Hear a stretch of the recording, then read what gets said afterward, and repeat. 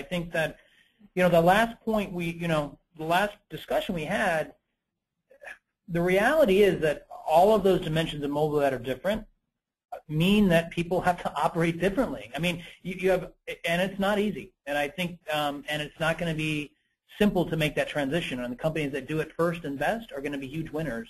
But it's definitely, it will be a lot easier to be able to just say, I'm going to take what I'm doing on desktop and apply it to mobile. And unfortunately, that's just not going to work. Good guess, James. Classic question came in second. And I was thinking privacy might actually eke it out, but you can see it's a little behind. Yeah. But I think, we're making great strides in privacy, which I think is important.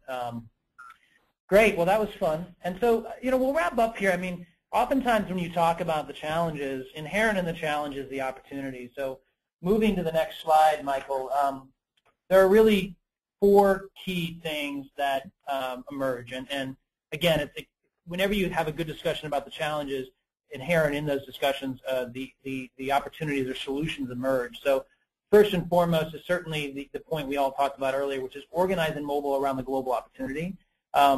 We see that happening more than I expected. I mean, 37% is a much higher number than I was expecting.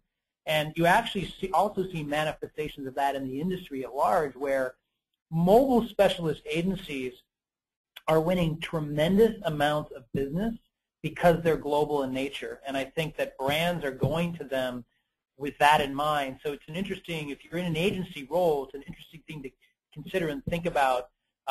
Most agencies historically were set up in regional buckets, and I think it will miss the opportunity in mobile if you don't make the transition to global pretty quickly in the mobile channel.